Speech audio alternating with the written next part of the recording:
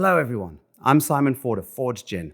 Martinis, gin and tonics, Negronis, great classic cocktails is what I'm about. But I also love to hear of great recipes from great bartenders from around the world, which is why we've partnered with Beyond the Drink for this season. Cheers.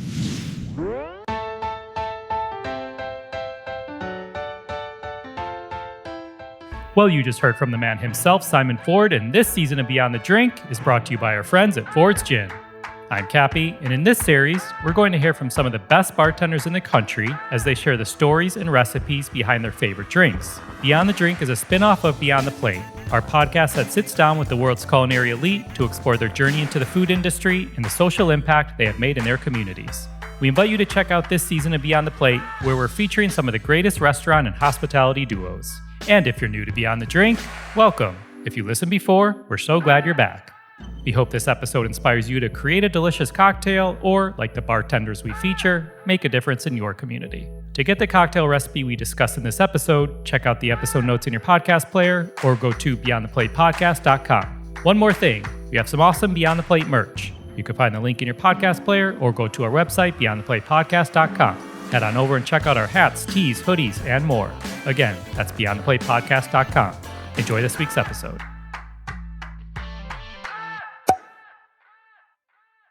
Joining us today are two talented bartenders who competed in the Netflix reality competition series, Drink Masters. They also happen to be great friends. One is a returning Beyond the Drink guest, and I cannot wait to learn a little bit more about the other.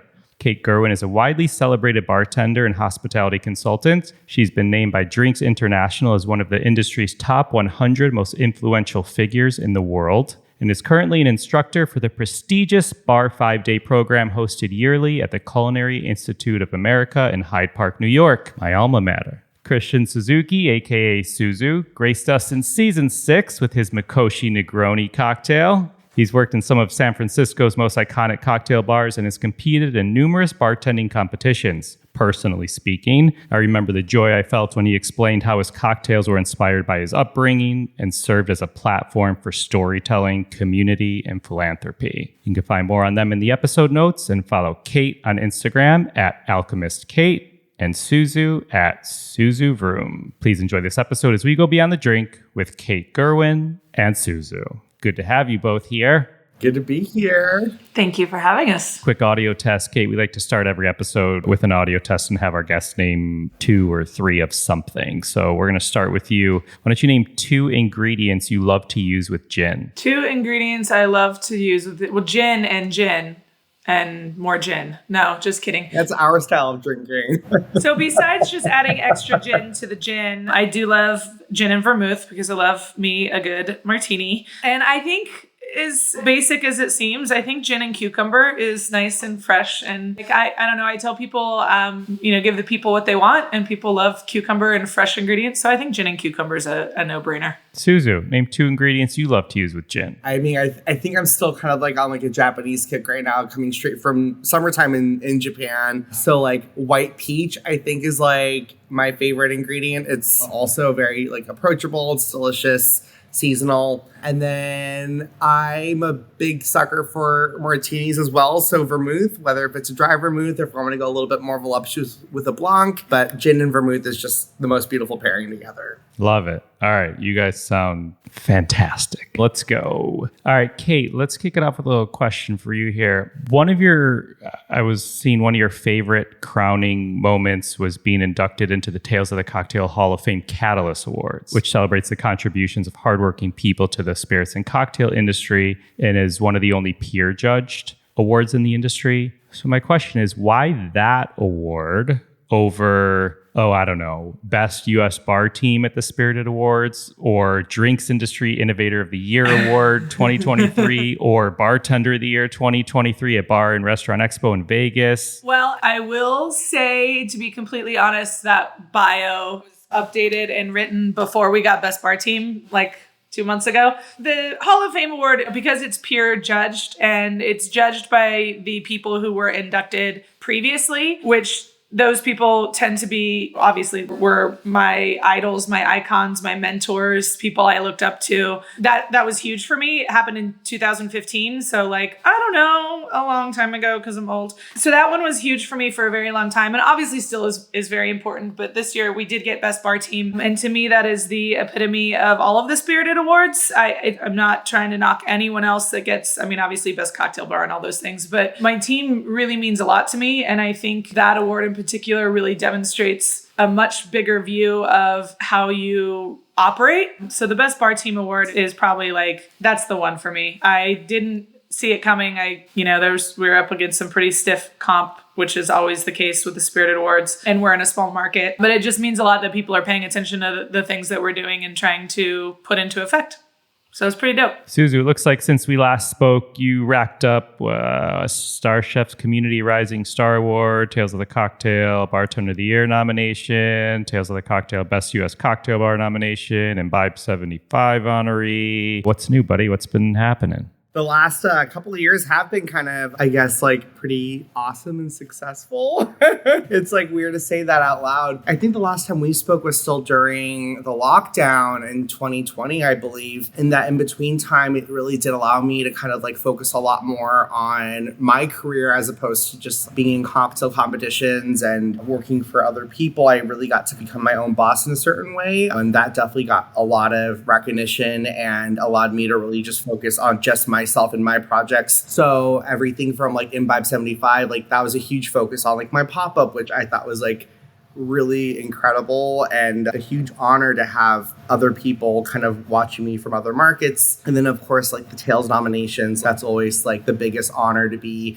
recognized by my industry colleagues. Yeah, I don't know. It's been pretty cool. It's a little overwhelming at times. I myself am my own separate entity and name and reputation besides like the bar that I currently manage. So, it's bouncing two babies almost. It's been amazing. It's been really worth it. So I'm very proud of myself. Good. You should be. That's awesome. All right. I'm excited to learn. I'm always excited to learn new cocktails when I do these episodes. But Kate, let's start with your cocktail. I love the name. I'm curious. Well, I could guess the inspiration, but tell us all about it. Goo Goo For Suzu. So when we were on Drink Masters...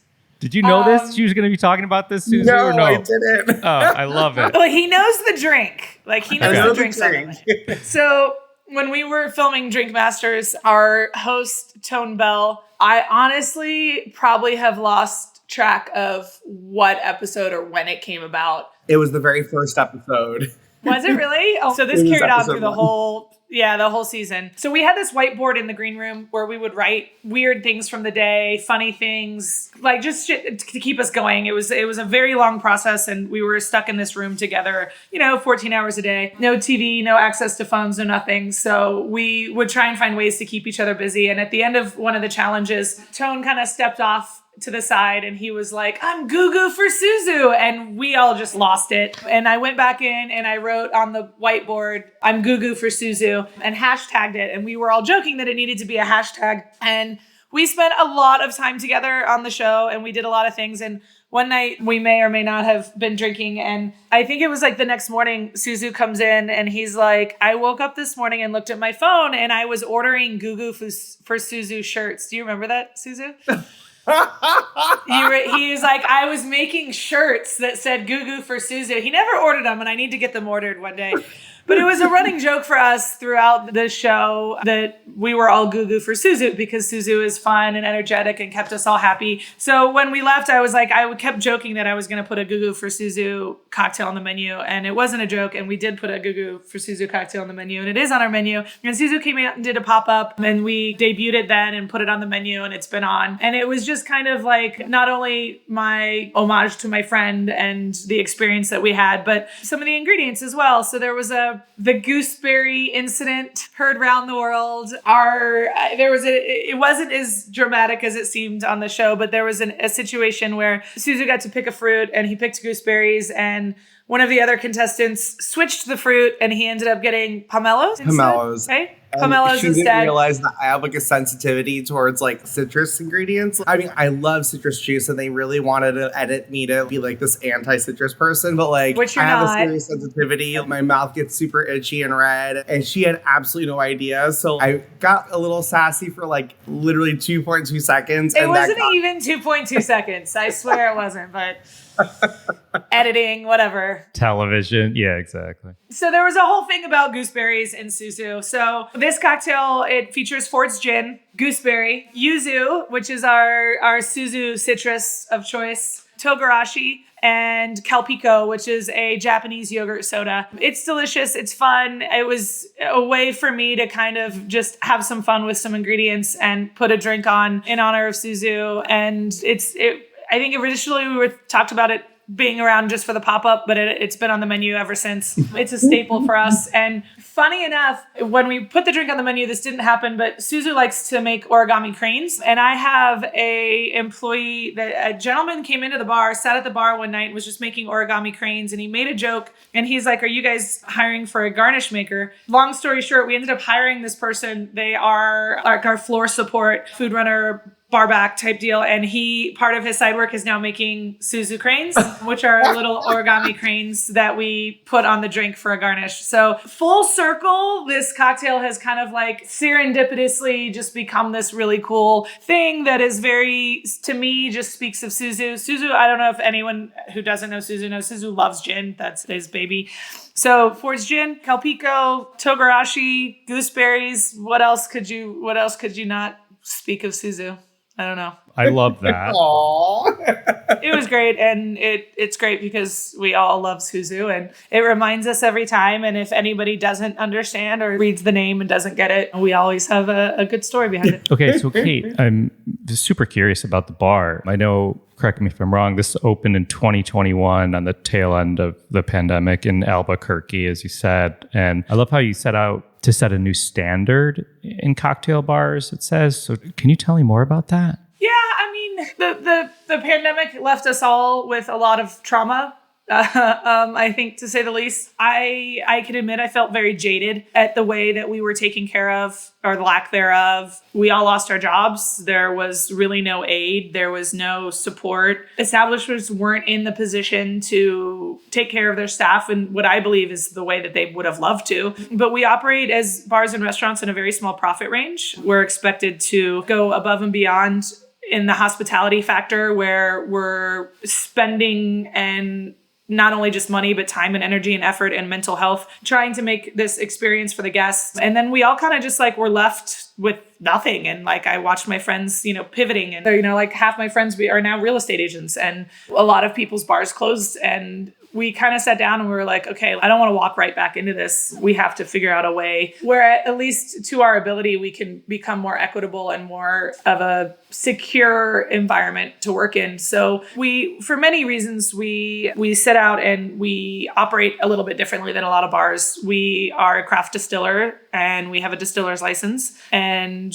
we produce and source our own spirits. And that really kind of opened up a whole new world for us in terms of costing and, labor and the money that we were able to save. We really kind of just decided to turn right back around into our staff. So we provide health insurance for everybody and a living wage. I just filled out some paperwork for a new hire. And right now, I think we're in New Mexico. Obviously, we're not in our quality of life here is a little bit different, but our bartenders average $40+ an hour. They're making really good money. They're buying houses, they're buying cars, they're buying vehicles, they're doing things that other people do in other industries that we thought were unattainable. And I don't think it's like this innovative, groundbreaking thing. I'm not trying to say like, oh, we're amazing and we care about people more than anyone else. I think we're in hospitality because we care about people. I just don't think that we ever really were able to figure out a business model that allowed it to be an attainable thing for us to really value people the way that we want to. And I'm hoping that not just in the distiller's license or not just in these ways, that we acknowledge that we're all very intelligent humans and that we have the capabilities to find ways to make it non-negotiable. And that was one of the words that we used. You know, we always talk about your rent is a non-negotiable and your power is a non-negotiable. And those things are, you pay your rent. That's what you have to do. Those are non-negotiable fees. And if we just built in extra non-negotiables like health insurance,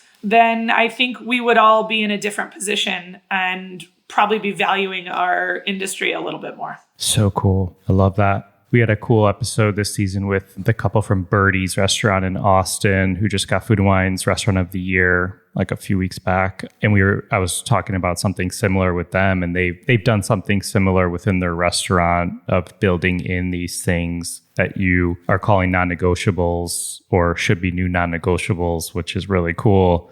And, and something they said that struck me is we wanted to build a restaurant that we didn't work for. We wanted to build a restaurant that worked for us. And I think I'm taking away from you, like the non-negotiable, like why can't insurance be a non-negotiable, health insurance be a non-negotiable? Beyond that, it shouldn't be an employer's responsibility, but that's a whole legislation thing. I think healthcare should be accessible to everyone, not just the employed people. But it doesn't look like we're getting to that point. And it's unfortunate, but we all have to take action to make sure that we're all taken care of. I had a bar manager of mine get hit by a city bus. I had a line cook of mine 2 months ago get in a very bad car accident. I don't know what they would have done if they didn't have health insurance. My bar manager's Oscar's bills, he was in the hospital for almost 2 months. He almost died. He got hit head on by a bus going 40 miles an hour. I don't know what we would have done. And then I have my friend Mighty Mike, who is a food truck, who just had open heart surgery, and he's an independent business owner, and he's now looking at $200,000 worth of bills, and we're doing GoFundMe's for him. And although we're very blessed that our community wants to support people, we shouldn't be doing that. We shouldn't have to do that. We shouldn't have to be in the position where we're all looking to raise money for funds for people to have common, decent healthcare. Cheers to you for taking the well-being of your team, making it a priority. It's cool. Switching gears. Suzu, question we asked an earlier guest this season. I'm curious for you. I'm always intrigued. Like, bartenders have this reputation, I guess, for being excellent listeners, given what you all do. People open up to you all. Is there any like favorite story that comes to mind, maybe of a guest that maybe blew you away? I did have a guest, I guess like somewhat recently, in the last like year and a half-ish, I think, who just like didn't look happy. And at first I thought it was something that I may have done. Like maybe I made them a cocktail they weren't a huge fan of or something or whatever it was. But because I make such intense facial reactions, that's what I've been told by all my friends. I feel like I've been better at reading people's facial reactions. So I just spoke with this guest, didn't want to intrude too much, but I think I let them realize that I'm here in case that they want to do chat or whatever. And I guess this guest had just had their best friend pass away. And I'm not saying that that I will do this for every single person, but I bought his drink and it made him extremely happy. And I don't know exactly at what level of depression he was at that time, but that did allow this opportunity for him to kind of open up a little bit more. And then it became this weekly thing where he would just come in and use this space, use my hospitality as a place just to kind of forget about everything. It's I felt very comfortable in that one moment in time. So this has kind of become a new happy place. And then the show had launched and he had not watched the show or known about the show or even have a Netflix account or anything. And he just kept on coming in over and over and over again and realizing that these Monday nights where he was coming in every single week, they were progressively getting more busy and more busy. And he's like, see, look, you're such a kind person. And you really did allow me to be vulnerable and comfortable that I think you've done that for everyone else. And I'm like, actually, I think it's because of this TV show that came out. We were getting lines out the door on Monday nights and I had to have security come in every single day. And he's just like, see, you're such an awesome person. I'm like, I appreciate that. Thank you so much. Your words are so kind to me. However, I think it's something else. So I thought that was really cute. And yeah. It's wild. The importance of one little gesture or question or being open to someone's feelings or why they're there. And I always thought that was so fascinating about the industry in general, food, drinks. You never know what the hell's going on behind. So someone could have had just the best day ever or the fucking worst day ever. And you got to treat those people similarly, if you can, if you're up for it. You guys, day in and day out, you two are up for it. Before we hit Suzu's cocktail, let's have a little fun with a quick speed round. First thing that comes to mind. Hey, Kate, what pisses you off behind the bar? Rude people. Yeah, I have this, I don't even call it a theory. I have this thing about people in hospitality spaces that they believe that the customer is always right. And they think that we owe them more of ourselves than we do. And what I say to people is that you will always get service in my bar and you'll get good service. But in order to get hospitality, you have to recognize the humanity of the people serving you. And if you can't recognize the humanity of the people serving you, you will simply get service. Hospitality is a two-way street in that you have to treat the people that are serving you with respect in order to get true hospitality. And it's the same thing that happens if someone comes in your home and they move your furniture around and they put their feet on your table and they bark orders at you and they are, dismissive of you, they're not going to get hospitality in your home. You'd never invite a guest into your home to do that. And I have a huge issue with, especially after the pandemic, this idea that people have a right to our space and our mental health. And I think they don't. I think you come in, you have a right to service. If you want hospitality, you have to give hospitality. And I think that's one of my biggest things in this industry now is people that come in without the expectation of having to be polite to my staff or me. What makes you happy behind the bar? Seeing the aha moment in guests' eyes and faces when they have a cocktail that has taken them onto an experience where they feel seen. I try and make all of the guests, we have like 60 drinks on our menu, 60 to 80 at any given time. And people are always like, how do you have so many drinks? And it's like, because I want everyone to realize that there is a drink for them that will make them feel like they have had an experience. And I love that moment where they try something that they either haven't tried before or they didn't think they'd like. And all of a sudden, they're really interested in cocktails. The aha moment for me. Love it. Suzu, last cocktail that blew you away. Ooh, I was just in Tokyo and I went to SG Club and I'm always a little skeptical. I can't even talk right now. My goodness. It's the jet lag speaking of like a lot of like these like bars that are so famous around the world that get all this recognition that maybe the hospitality is not up to standard or maybe the cocktails are just like a little overhyped. And that's just something that I think about every single time I walk into like any cocktail bar that has any kind of recognition. But when I went to SG Club, the service was just like phenomenal. And then I had this dirty martini with mango in it. And it had olive brine as well too. But I'm not really sure how they produce the brine, what the mango incorporation was. It was like 3 o'clock in the morning when I ordered this, but it was so, am I allowed to swear? Yeah. It was so fucking delicious. It was so good. I mean, a combination like mango and olive is not something that you typically think of off the top of your head. It makes sense to me why it's delicious, but reading it on paper at first, you're just kind of like, I'm very intrigued by this. I want to know what this is going to be all about. And it was savory and floral and fruity and just so beautiful. Yeah, I loved that one a lot. That was really beautiful. So I think that was my last cocktail that really blew me away.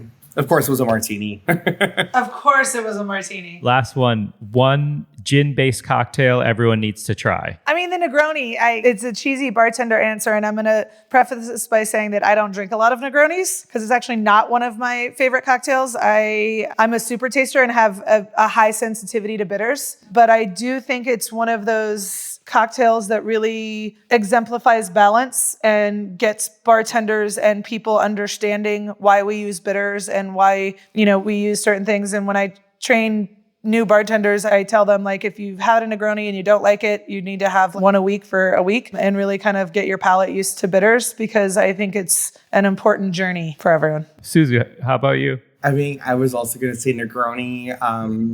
Yeah, I think I'm gonna have to go with Negroni, and kind of like, following up on what Kate said, like it is a really amazing combination of so many different profiles that if you're not used to a bitter cocktail or that particular drink, it is one that kind of almost trains your palate a little bit more to kind of be prepared for what's gonna be behind the bar. I remember when I first had my first Negroni, or even just trying Campari, I didn't like either or, but I was almost like conditioned into liking Campari, which then made me fall in love with the Negroni. At that point, I had already loved vermouth and gin, so that was the missing piece for me. And then I grew a palate for more bitter and more stirred cocktails, so that was almost like training wheels for me to really enjoy this whole other plethora of cocktails that I wasn't ready for quite yet at the time when I was like still learning how to bartend. But it is like this really fine balance between like bitter, sweet, floral, herbaceous. For me, it's one of my personal favorite cocktails after the martini, of course, stirred in gin. But yeah, I love that drink so much. I tell new bartenders it's like eating your vegetables when you're a kid. Like at first you're like, I don't want it. I don't like broccoli. It's bitter and it's gross. Eat your vegetables. It's good for you.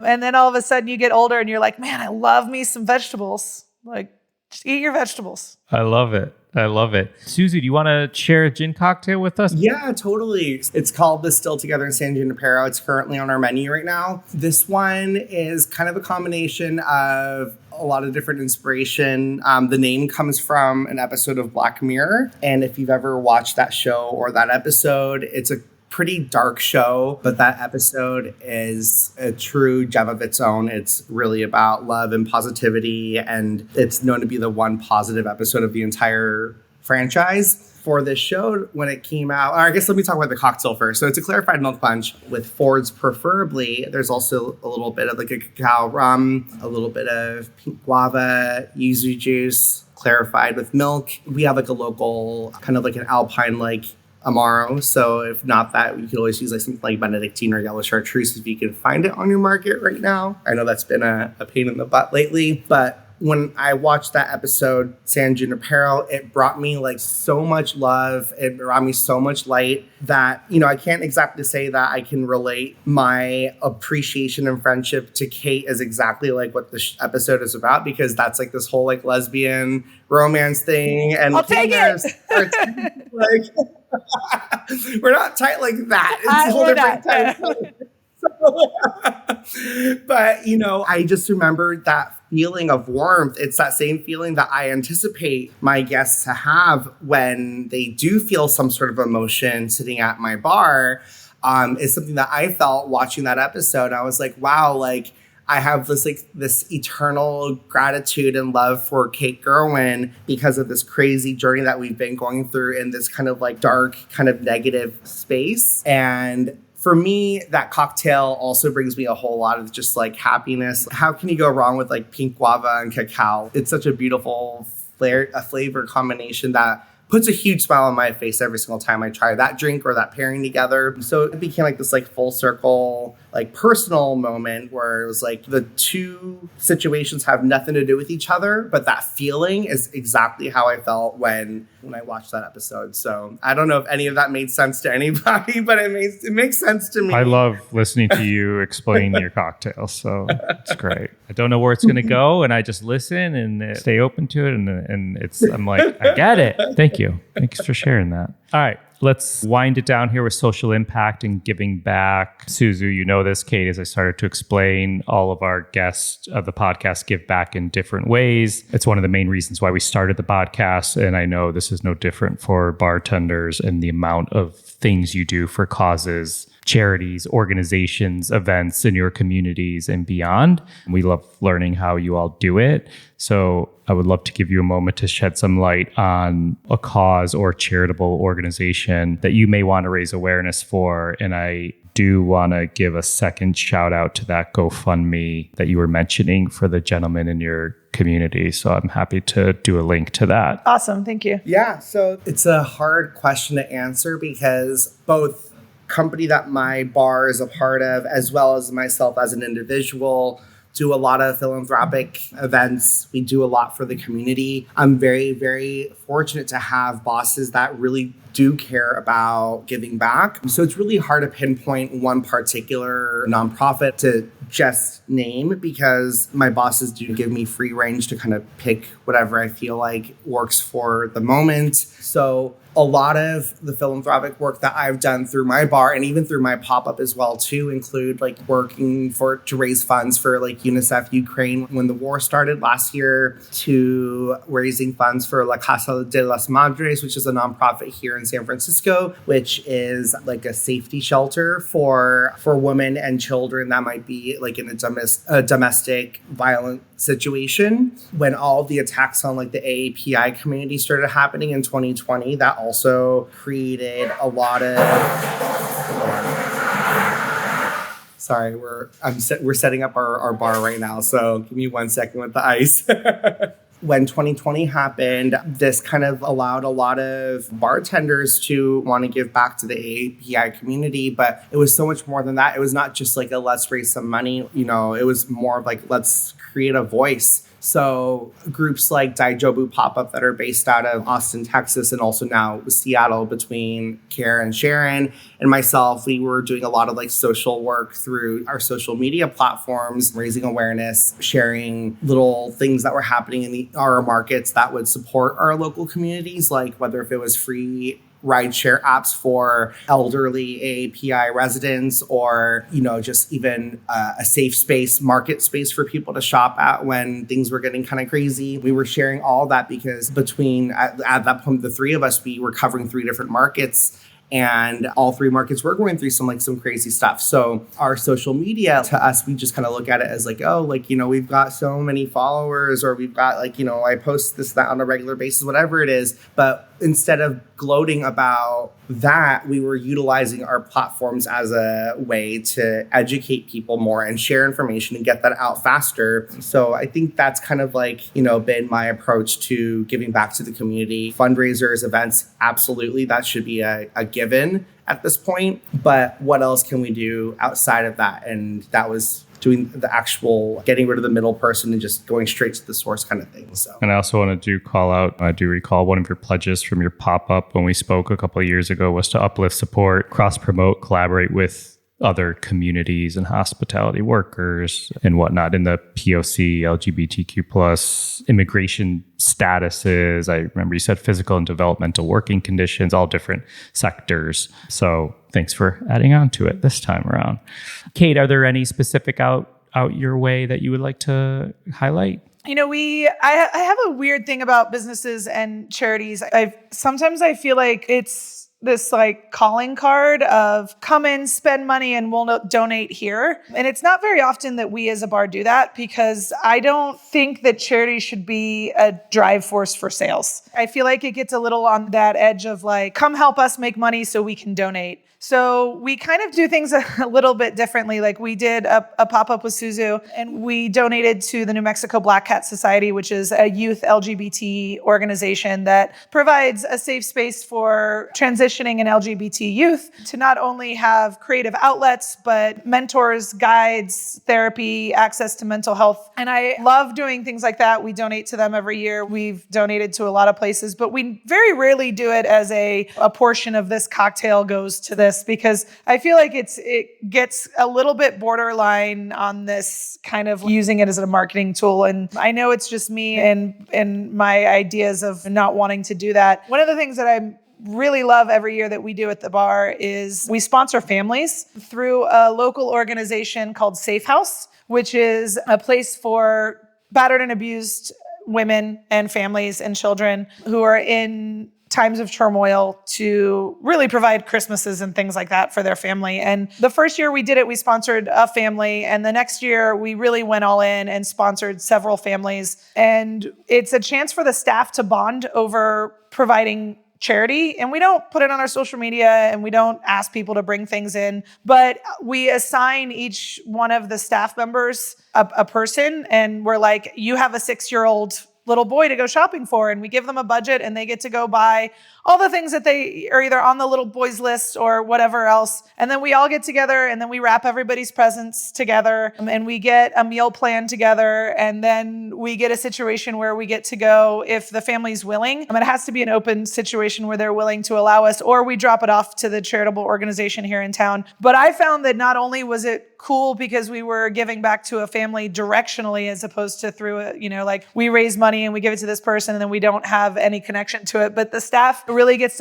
last year, some of them went shopping together. They planned their things and what they're going to do. And it gives them an opportunity to not just be making drinks for charity, but actually go out and physically contribute to knowing that physical gift that they bought, that a little 6-year-old boy is going to open it under the tree and think that Santa Claus brought them something great. And they get the opportunity to do that. And I will continue that every year as part of the thing that we do, because I felt like it wasn't just a way for us to give back, but the staff kind of bonded over it and had a really good time with it. I think that's fucking fantastic. Thank you. You said earlier about the $1 from each drink goes here. No, it's not just you. Chances are, if you're thinking it, other people may be thinking it too. So thank you for saying it. I'm not trying to knock on people that do that, because charity is charity. Yeah.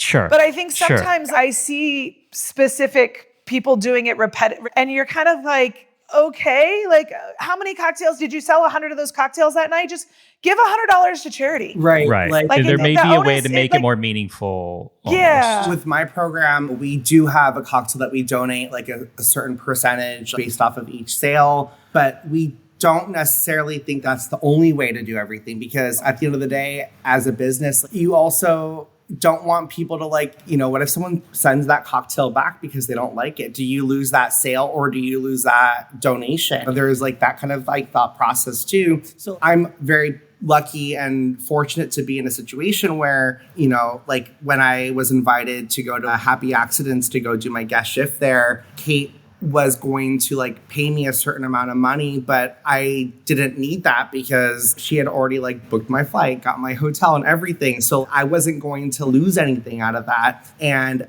instead, I just donated my entire, what would have been my payment to the New Mexico Black Cats.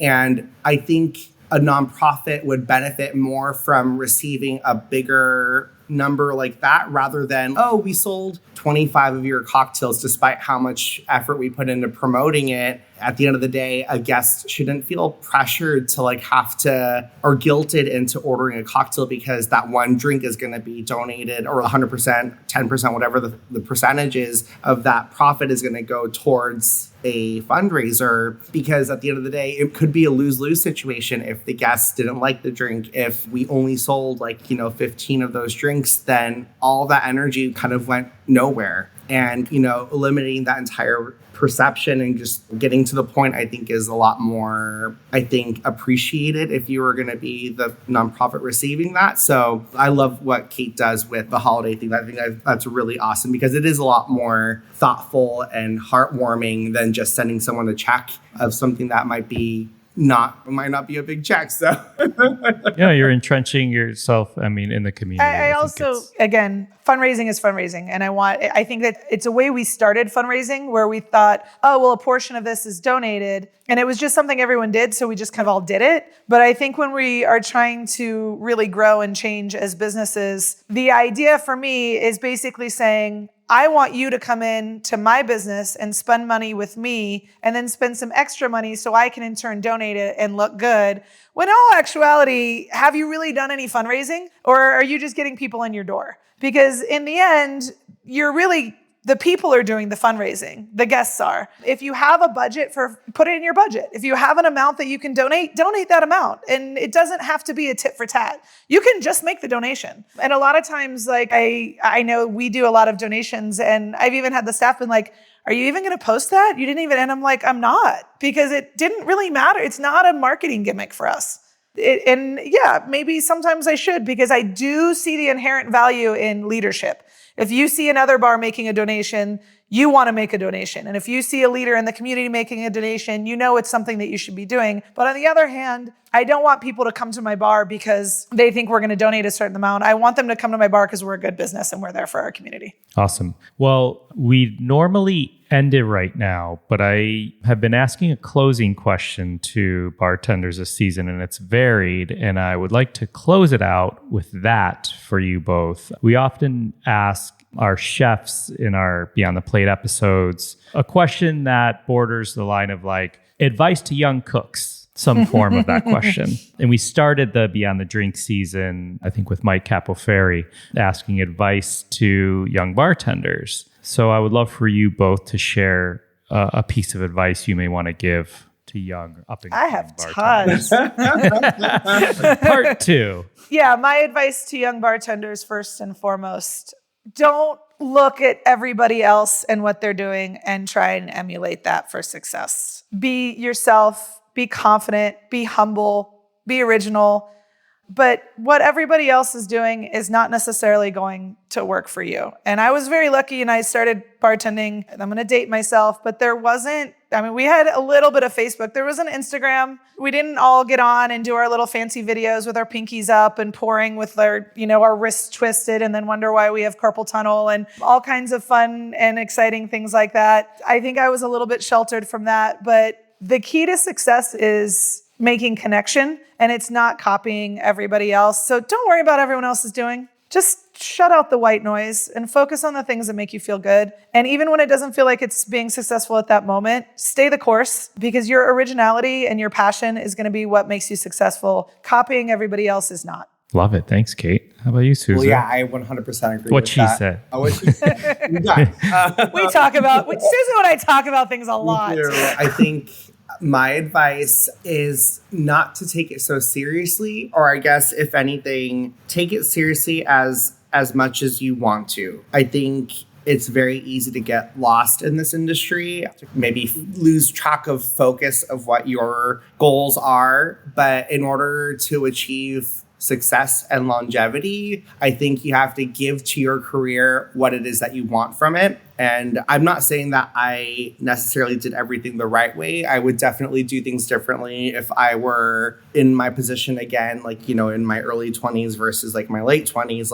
I thought if I just worked myself to death, I will achieve success. I'm very fortunate that I achieved success, but I'm also always so tired and missing out on a lot of the things that a lot of my friends were able to do, hang out with each other, and I think I focused so much on my career that, once again, very grateful for what I have right now, but I don't want to continue moving forward with my career thinking that I just have to keep on running myself to the ground. So putting yourself first, I think, is the most important thing. Taking yourself seriously is another thing, but there are different ways to achieve that. And also just to also have, I guess, I don't want to just say have fun because it's such a cliche thing to say, but along the lines of not taking it so seriously, it's okay to have fun. It's okay to not every single cocktail has to have this serious, important story to it behind it, but to be goofy, to have fun with your friends, and just to laugh more, I think is just the most important thing. So, and don't be afraid to make mistakes. Don't be afraid to make mistakes. I've made so many of them, and some of them I'm very proud of. But it's actually,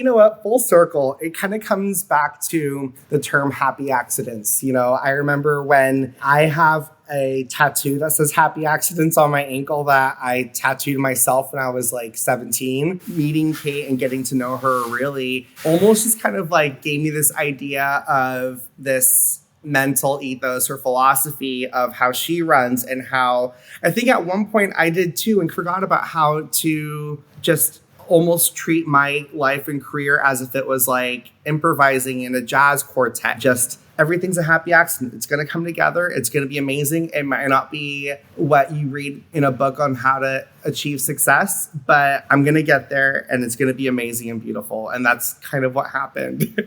Fucking love it. So cool. Thank you both for your time. I loved everything you said about all you do in your communities, about your cocktails, your stories, how much you both care about those you work with and those around you. Please keep up the great work and spreading the good, positive word to everybody that you come across. Thank you. Thank you.